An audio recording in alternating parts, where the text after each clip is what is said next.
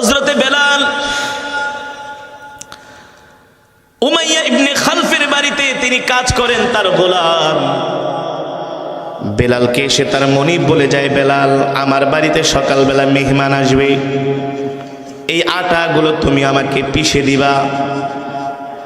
হযরত বেলাল বলেন, সেই দিন আমি ছিলাম অসুস্থ, আমি আমার মালিকের মুখের উপর বলতে পারি নাই, মালিক আমি তো অসুস্থ, এই কাজটা তো আমি রাত্রবেলা করতে পারবো না, আমার শরীরে প্রচন্ড জ্বর। মালিকের মুখে মুখে কথা বললে বেয়াদবি হবে, এই কারণে আমি বেয়াদবি করি নাই। আমি আমার অসুস্থ শরীর নিয়েই আমি রাত 3টা পর্যন্ত 4 থেকে 5 কেজি চাউল আমি ওই জাতা দিয়া পিষে পিষে আমি আটা বানিয়ে দিয়েছি, কিন্তু আমার শরীরে এত জ্বর আমি আর পারি নাই, বেহুশ হয়ে আমি জায়গার মধ্যে পড়ে গেছি। সকালবেলা মালিক আমার ঘরের মধ্যে ঢুইকা দেখে তার কাজ অর্ধেক করছি আর অর্ধেক করতে পারি নাই। আমি জ্বরাক্রান্ত অবস্থায় বেহুশের মতো আমি পড়ে আছি। আমার মালিক আয়েশা ডাক দিলেন, তালহিনা ইয়া বেলাল, এ বেলাল, রাত্রবেলা আমি তোমাকে যে কাজগুলো দিলাম এই কাজগুলো কেন করলা না? বেলাল বললেন, মালিক আমি রাত্রে প্রচন্ড অসুস্থ ছিলাম, এই কারণে আমি সব চালগুলো পিষতে পারি নাই, অর্ধেক পিষে দিয়েছি, আপনি আমাকে ক্ষমা করবেন। এই কথা শোনার পরে বেলালের মালিক বেলালের জামার কলারে ধইরা 2 গালের মধ্যে এমন জোরে চর মারা শুরু করলো আর বলল, বেটা তুই আমার গোলাম, তুই আমার কাজগুলো কেন করলি না? বেলাল বলে, মালিক আমি অসুস্থ, এই কারণে আপনার সব কাজগুলো আমি করতে পারি নাই। এই কথা বলা মাত্র বেলালের মাথার চুলগুলো ধরে এমন জোরে টান মারলো, বেলাল বলে মনে হয় ওই চুলের সাথে আমার কলিজাটা বের হয়ে গেছে, তার হাতের মধ্যে আমার মাথা থেকে এক গোছু চুল এক টানের মধ্যে উঠা চলে আসছে। বেলাল বলে, শেষ পর্যন্ত আমার বুকের ভিতরে এত জোরে একটা লাথি মারলো, এক লাথি দিয়ে আমাকে ঘর থেকে বের করে দিল। বেলাল বলেন, ওই লাথির ব্যথাটা আমি মৃত্যুর আগ পর্যন্ত আমি অনুভব করেছি। এমন জোরে আমার মালিক আমাকে মারলো।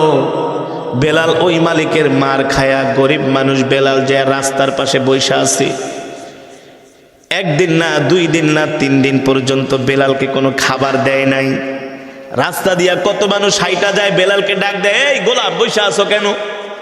বলে আমার এই সমস্যা। সবাই বেলালের দুঃখের কথাগুলো শুইনা বাড়িতে চলে যায়। কেউ বেলালকে 1 গ্লাস পানিও দেয় না, 1 বেলা খাবারও দেয় না। এমন মারা বেড়েছে বেলালের পুরাটা শরীর লাল হয়ে গেছে, পুরাটা শরীর জখম হয়ে গেছে, মাথার চুলগুলো উঠে গেছে, গায়ের জামাগুলো টেনে টেনে ছিঁড়ে ফেলেছে। অসহায় অবস্থায় বেলাল রাস্তার ধারে বসে আছে, কান্না করতেছে। কত মানুষ আসে যায় বেলালের এই দুঃখের কথাগুলো শুনে, কেউ তাকে 1 বেলা খাবারও দেয় না, 1 গ্লাস পানিও দেয় না, দুঃখের কথা শুনা শুনা শুধু চইলা যায়। এতে আরো কষ্ট বাড়ে না কমে? জোরে বলেন। ঠিক 3 দিনের মাথায় ওই রাস্তা দিয়া হেঁটে যাচ্ছেন কলিজার টুকরা রহমাতুল লিল আলামিন। আল্লাহু আকবার, আর জোরে বলেন আল্লাহু আকবার। আল্লাহর নবী রাস্তা দিয়ে হেঁটে যাচ্ছেন, বেলালকে দেখা মাত্রই, নাম তো জানে না, বেলালও নবীজিকে চিনে না, নবীজিও বেলালকে চিনে না, বেলালও নবীজিকে চিনে না। এই অবস্থা দেখা রহমাতুল লিল আলামিন দয়ার নবী মায়ার নবী জিজ্ঞেস করে, ইয়া গোলাম আইনাদ্দার, তোমার ঘর কোথায়? আইনাল বিলাদ, তোমার বাড়ি কোথায়? মাসমুক, নাম কি? মান আনতা, তুমি কে? এখানে বসে আছো এই অবস্থায়? বলে আমার নাম বেলাল। আইনাল বিলাদ, বাড়ি কোথায়? বলে আমার বাড়ি ইথিওপিয়ায়। বেলাল কিন্তু মক্কার মানুষটা ইথিওপিয়ার মানুষ, গোলাম হিসাবে তাকে ইথিওপিয়া থেকে মক্কার মানুষ কিনে আনছে মক্কায়। নবীজি তার শরীরের অবস্থা দেখা বলে, তোমার এই অবস্থা কেন? বলে আমি ওই মালিকের বাড়িতে কাজ করি, সে আমাকে কিছু আটা পিষতে দিয়েছিল, আমি অসুস্থ হওয়ার কারণে অর্ধেক পিষেছি, অর্ধেক পিষতে পারি নাই। এই কারণে আমার মালিক আমাকে বেধড়ক মারধর করে ঘর থেকে বের করে দিছে। দেখেন আমার মাথার চুলগুলো টেনে টেনে ছিঁড়ে ফেলেছে, আমার গায়ের জামা পর্যন্ত ছিঁড়ে ফেলেছে, আমার চেহারাটা মেরে রক্তাক্ত করে দিয়েছে।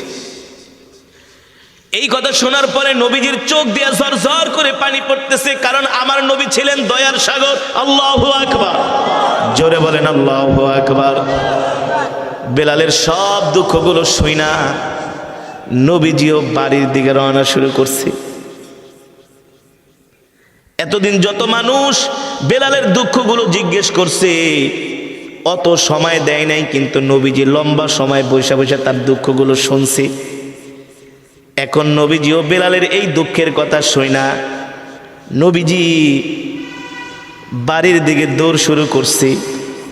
বেলাল ডাক দিয়া বলে, মিয়া আপনার চেহারা দেখার পরে আমি অবাক হয়ে গেছি, এত সুন্দর চেহারার মানুষ আমি আজ পর্যন্ত মক্কায় দেখি নাই। আল্লাহু আকবার। আপনি আমার দুঃখের কথাগুলো যখন শুনলেন আমার কলিজাটা ঠান্ডা হয়ে গেছে। আপনাকে দেখে আমার মনে হচ্ছে আপনি একটা অনন্য ব্যক্তিত্বের অধিকারী। সুবহানাল্লাহ বলেন। আপনার মতো এত সুন্দর চেহারার মানুষ, এত আত্মমর্যাদাশীল মানুষ আমি আজ পর্যন্ত মক্কায় দেখি নাই। আপনার চেহারার দিকে তাকাইলে শুধু আমার ভালো লাগে। তবে আপনি আমার দুঃখের কথাগুলো শুই না, আপনিও তো আরো 10 জনের মতো বাড়িতে চলে যাইতেছেন। কই আপনি তো আমার দুঃখের কথা শুই না কোনো সমাধান দিলেন না। নবীজি বেলালের কথা শুনে নাই, কারণ সে 3 দিন পর্যন্ত কিছু খায় না, সে হলো অনাহারী। আগে তার কি দরকার? কথা কয় না, আগে তার খাবার দরকার। নবীজি বলে ওর সাথে এখন কথা বলে সময় নষ্ট করে আগে ওর খাবারের ব্যবস্থা করতে হবে, নাইলে অসুস্থ হয়ে মারা যাবে। আল্লাহু আকবার। রহমাতুল লিল আলামিন দৌড়ায়া বাড়ির দিকে শুরু করলেন, দৌড়িয়ে বাড়ির দিকে যেতে শুরু করলেন। আর বেলাল ডাক দেয়, আপনিও তো 10 জনের মতোই দুঃখের কথা শুনে চলে গেলেন, কোনো সলিউশন দিলেন না। নবীজি কোনো কথা বলে না, কারণ সে তো রহমাতুল লিল আলামিন, সে তো জানে এখন তার কি প্রয়োজন। সুবহানাল্লাহ বলেন। ঘটনাটা মজা লাগতেছে কি মজা লাগতেছে না? শোনার আগ্রহ আছে? তাহলে একজন উঠাউঠি করে কেন? কিংপতন নীরবতা দিয়া রসুলের মহব্বতে ইমানের শক্তি নিয়ে শুনলে আরো মজা পাবেন, ইমানি শক্তি বাড়বে। আল্লাহ নবী দৌড়ে বাড়িতে গেলেন। নবীজি ডাক দিলেন, ইয়া আয়েশা, ইয়া আয়েশা, তাল তাল, আসো আসো, এদিকে আসো, ঘরে কোনো খাবার আছে কিনা? আনা জাইউন জিদ্দান। আম্মা জান নবীজির এই কথা শুনা আম্মা জানের চোখ দিয়া পানি চলে আসছে। ওগো আমার প্রাণের স্বামী রহমতুল্লাহ, আপনি ক্ষুধার্ত, ঘরেতে তেমন কোনো খাবার নাই, তবে পাশের বাসার একজন মানুষ আপনার জন্য 1 কাপ দুধ আর মাত্র 2টা খুরমা দিয়ে গেছে। আপনি 1 কাপ দুধ আর 2টা খুরমা খেতে পারেন। নবীজির হাতে 1 কাপ দুধ আর 2টা খুরমা যখন তুলে দিলেন, আল্লাহ নবী আর দেরি করলেন না, দৌড়ে বেলালের দিকে আসতে শুরু করলেন। আম্মা জান আয়েশা বলে, আপনি দুধ নিয়ে খুরমা নিয়ে কোথায় যান? বলে, এ আয়েশা, একটা রাস্তার ধারে 3 দিন পর্যন্ত একটা গোলাম বসে আছে, তাকে কেউ কোনো খাবারও দেয় না, তার মালিক তাকে মেরে ঘর থেকে বের করে দিয়েছে। আরে ওই মালিক, ওই আমার গোলাম 3 দিন পর্যন্ত কিছু খায় না। আম্মা জান আয়েশা বলে, আপনিও তো 3 দিন পর্যন্ত কিছু খান না, আগে আপনি নিজে খান। বলে, না না না, আগে আমি যে ওই গোলামকে আবার হাত দিয়া খাওয়াবো। আল্লাহু আকবার। নবীজি চলে গেলেন বেলালের কাছে, যে নিজের হাত দিয়া দুধ খাওয়াইলেন, খুরমা খাওয়াইলেন। ওই সময়ের দুধ তো আর বাংলাদেশের মতো ভেজাইলা দুধ না, যে 10 কেজির মধ্যে 2 কেজি পানি দেয়। আবার এখন দুধ বানাইতে গরুর দুধও লাগে না, মেডিসিন দিয়া কি শ্যাম্পু টেম্পু তেল দিয়া বলে দুধ বানায় ফেলায়, ঠিক না? 1 গ্লাস দুধ পান করার পরে, খেজুর খাওয়ার পরে বেলালের শরীরে শক্তি ফিরে আসলো। নবীজি বলো, চলো তোমার মালিকের বাড়িতে। বলে, আপনি যে কি করবেন? আমি যে আমার নিজের হাত দিয়ে তোমার আটাগুলো পিষে দিব। সুবহানাল্লাহ বলবেন না? কে বলতেছেন? রহমাতুল লিল আলামিন বলে চলো চলো এ বেলাল, আমি আমার হাত দিয়ে তোমার আটাগুলো পিষে দিব। আল্লাহু আকবার। নবীজি হযরতে বেলালকে নিয়ে চলে গেলেন তার মালিকের বাড়িতে। নবীজি তার হাত কপালে হাত দিয়ে দেখে হামরা উজ্জিদান, প্রচন্ড গরম বেলালের শরীর। নবীজির গায়ে একটা চাদর ছিল, কি ছিল? নবীজি বলল, বেলাল তুমি শুয়ে পড়ো, তোমার শরীরে জ্বর, তুমি আটা পিষতে পারবা না, তোমার শরীর কাঁপতেছে। এমনি মালিকে মারছে আবার জ্বর। নবীজি তার এই চাদর মোবারক বেলালের শরীরের মধ্যে জড়ায় দিয়ে বলল, তুমি ঘুমাও, আমি সারা রাত আটা পিষবো। আরো জোরে বলেন সুবহানাল্লাহ। রাত 12টা দিকে আটা পিষা শুরু হলো। হযরত বেলাল বলেন, আমি টানা সুবহে সাদিকের আগ পর্যন্ত আমি ঘুমাইলাম। হঠাৎ করে আমার ঘুম ভেঙে গেছে। নবীজির চাদর মোবারক একটু ছিঁড়া ছিল, ছিঁড়ে হযরত বেলাল বলে, চাদরের এক পাশ দিয়ে আমি একটু চোখ বাই করলাম, বের করে দেখি রহমাতুল লিল আলামিন নিজের হাত দিয়া জাতা ঘোরাচ্ছে। নবীজিও ক্লান্ত পরিশ্রান্ত। বেলাল বলে, আল্লাহর নবী একবারও আমাকে ডাক দেয় না, এ গোলাম তুমি ওঠো, তোমার কাজ আমি করতেছি, তুমি আমাকে একটু হেল্প করো, আমাকে একটু সহযোগিতা করো। বেলাল বলে, একবারও নবী আমাকে ডাক দেয় নাই। নবীজি তার হাত মোবারক দিয়া জাতা পিষতেছে, আর নবীজির শরীর মোবারক থেকে টপ টপ করে ঘাম পড়তেছে। হযরত বেলাল বলে, নবীজির শরীর থেকে যেই ঘামগুলো ঝরতেছে, আমি দেখতেছি এক একটা ঘামের ফোঁটা এক একটা হীরা মণি মুক্তার মতো চকচক করতেছে। নবীজি বাবরি চুল রাখতেন। নবীজি তো ছিলেন পৃথিবীর সবচেয়ে সুন্দর মানুষ। কথা বলেন, সুন্দর মানুষ কাজ করতেছে। বেলাল বলে, নবীজির চুলগুলো এভাবে হেলতেছে, দুলতেছে। একজন এত সুন্দর মানুষ, তার চেহারাটা লাল হয়ে গেছে, শরীর থেকে ঘাম ঝরতেছে, মনে হয় প্রতিটি ঘামের ফোঁটা থেকে জান্নাতের খুশবু বের হচ্ছে। আল্লাহু আকবার। আমি বারবার আল্লাহর নবীর চেহারার দিকে তাকাই আর আমি অবাক হয়ে যাই। কিন্তু যখন আজান দিবে দিবে আমি লাফ দিয়া উঠে গেলাম।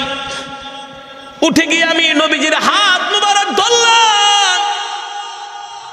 নবীজির চেহারার মধ্যে কোনো ক্লান্তির ছাপ নাই, কোনো অভিযোগের ছাপ নাই যে বেটা তোর কাজ আমি কইরা দিতেছি, তুই আরামে কেন ঘুমাস, আমাকে একটু সাহায্য কর। হযরত বেলাল বলে, নবীজি আমাকে দেখা মুস্কি মুস্কি হাসতেছে আর আমার কাজগুলো কইরা দিতেছি। বেলাল বলে, এমন মানুষ আমি আজ পর্যন্ত মক্কা শরীফে দেখি নাই। আল্লাহু আকবার। হযরতে বেলাল নবীজির হাত ধরলেন। ধরার পরে দেখতেছেন জাতা পিষতে পিষতে আমার নবী তো এত শক্ত কাজ করে নাই, নবীজির হাতের মধ্যে ঠোসকা পড়ে গেছে। নবীজির হাতের মধ্যে ঠোসকা পড়ে গেছে। বেলাল বলে, আমি নবীজির হাত দুইটা নিয়ে একটা চুমা দিলাম আর জিজ্ঞেস করলাম, মান আনতা, আপনি কে, সত্যি করে বলেন। মান আনতা ওয়া মা আনতা, আপনি কে, আপনার পরিচয়টা আমাকে সত্যি করে বলেন।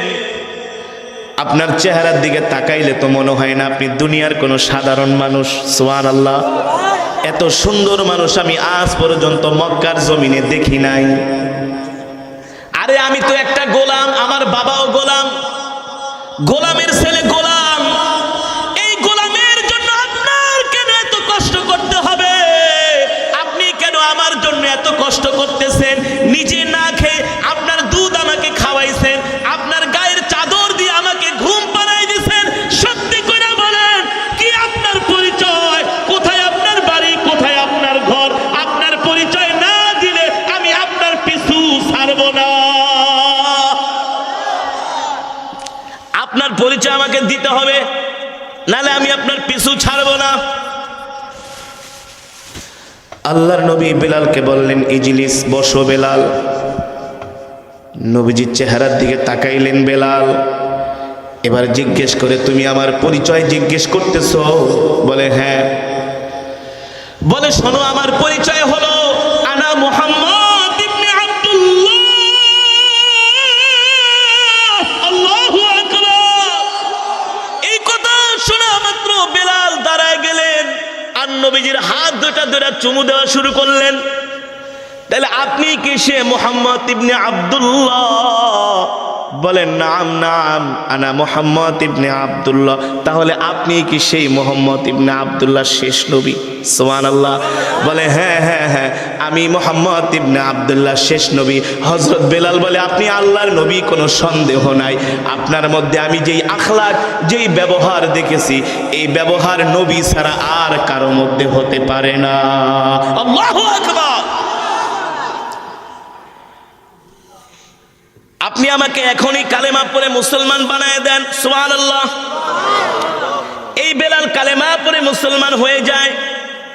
নবীজি জিজ্ঞেস করলেন, কেন তুমি এতদিন ধরে মক্কায় থাকো, তুমি কি আমার কথা শোনো নাই? বলে আপনার কথা আমি অনেক শুনছি, আপনাকে পাওয়ার জন্য আমি আপনাকে অনেক রাস্তায় রাস্তায় খুঁজছি, কিন্তু আমি যেই মালিকের আন্ডারে কাজ করি, মালিক শুধু আপনার নামে বদনাম বলে। আপনি নাকি মানুষকে কষ্ট দেন, আপনি নাকি মানুষের উপর অত্যাচার করেন, আপনি নাকি মিথ্যা কথা বলেন, আপনি নাকি বানায় বানায় কবিতা বলেন, আপনি নাকি একজন জাদুকর, আপনি নাকি একজন গণক, নাউজুবিল্লাহ।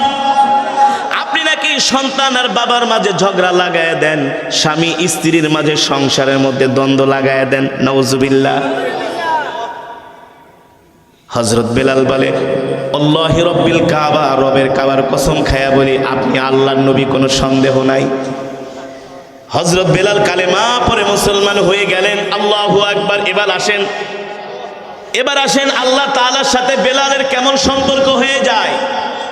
বেলালের মালিক বুঝতে পারে বেলাল আল্লাহর নবীর হাতে হাত রেখে কালেমা পড়ে মুসলমান হয়ে গেছে। আল্লাহু আকবার।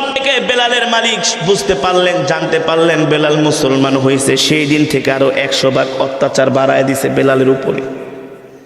কেমন অত্যাচার, কেমন অত্যাচার! প্রচন্ড উত্তপ্ত মরুভূমির মধ্যে বেলালকে চিৎ করে শোয়া, লোহার রড গরম করে করে বেলালের শরীরের মধ্যে সেকা দেয় আর বলে, এ বেলাল, তুমি যে মুহাম্মদের হাতে হাত রেখে কালেমা পড়ে মুসলমান হইছো, ওই মুহাম্মদের ধর্মকে তুমি অস্বীকার করবা, ওই মুহাম্মদের রবকে তুমি অস্বীকার করবা। হযরত বেলাল তার মনিবকে বলে, এ মনিব, তুমি আমাকে অত্যাচার করতে করতে যদি দুনিয়া থেকে আমাকে বিদায় করে দাও, আল্লাহু রব্বুল কাবা, রবের কাবার কসম খায়া বলি, রবের কাবার কসম খায়া বলি, মুহাম্মদ সাল্লাল্লাহু আলাইহি সাল্লামকে জীবনের চাইতে ভালোবেসেছি, তার রব আল্লাহকে জীবনের চাইতে ভালোবাসছি, আল্লাহকে আল্লাহ বলে স্বীকার করেছি, মুহাম্মদ সাল্লাল্লাহু আলাইহি সাল্লামকে নবী বলে স্বীকার করছি, আর যেই দ্বীনের উপরে ঈমান আনছি, জীবন চলে যাবে, জীবন চলে যাবে, ইসলাম ছাড়তে পারবো না, মুহাম্মদ সাল্লাল্লাহু আলাইহি সাল্লামকে ছাড়তে পারবো না। আল্লাহু আকবার। শেষ পর্যন্ত হযরতে বেলালকে অত্যাচার করতে করতে বেলাল যখন অজ্ঞান হয়ে যেতেন, সেন্সলেস হয়ে যেতেন, তখন পাগলা ঘোড়ার পায়ের সাথে হযরতে বেলালকে বেঁধে দিত, আর ওই ঘোড়া মরুভূমির উত্তপ্ত বালুর মধ্যে, পাথরের মধ্যে দৌড়াতো, আর হযরতে বেলালের শরীরের রক্তগুলো, গোশতগুলো খসে খসে আল্লাহর জমিনে পড়তো। এই দৃশ্য দেখে আবু বকর সিদ্দিক দৌড়ে আল্লাহর নবীর কাছে গেছে, ওগো নবীজি, বেলালকে তো শেষ করে দিতেছে মেরে। বলে কেন? বলে বেলাল জোরে জোরে আল্লাহর জিকির করে, বেলালকে মারে, আর বেলাল বলে আহাদ আহাদ আহাদ। এই যে আমি সূরা ইখলাস পড়ছি, কুল হুয়াল্লাহু, আল্লাহ কয়জন আমাদের? জোরে বলে, আহাদ আহাদ, এক আল্লাহ, এক আল্লাহ, এক আল্লাহর প্রতি ঈমান। নবী সাল্লাল্লাহু আলাইহি সাল্লাম বলে, এই আবু বকর, যা বলো বেলালকে একটু আল্লাহ নামে জিকিরটা আস্তে আস্তে করতে। সেদিন আবু বকর এসে বলে, বেলাল, নবীজি বলছে তুমি জিকিরটা একটু আস্তে আস্তে করো।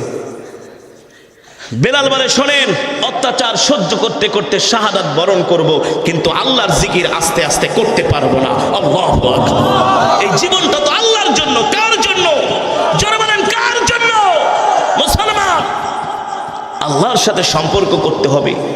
ইন্নাল্লাহা আশতারা মিনাল মুমিনিনা আনফুসাহুম ওয়া আমওয়ালাহুম বিআন্না লাহুমুল জান্নাহ।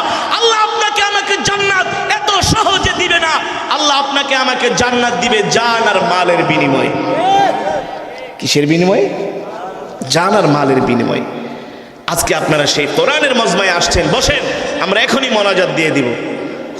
ইমানের পরীক্ষা দিতে হবে, আল্লাহর রাস্তায় জান দিতে হবে, আল্লাহর রাস্তায় মাল দিতে হবে, ঠিক কিনা বলেন? তাহলে আল্লাহর সাথে সম্পর্ক হবে। আজকে সারা বাংলাদেশ, সারা পৃথিবী ফুটবলে আক্রান্ত, কিন্তু আল্লাহর এমন কিছু পেয়ারা বান্দা আছে যারা জীবনেও কোনোদিন ফুটবল খেলা দেখে না। তারা কাকে ভালোবাসে? জোরে বলেন।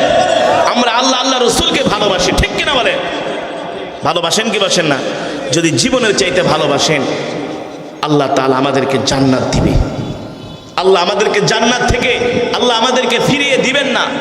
আল্লাহ জান্নাত আমাদের জন্য রেডি করে রেখেছে।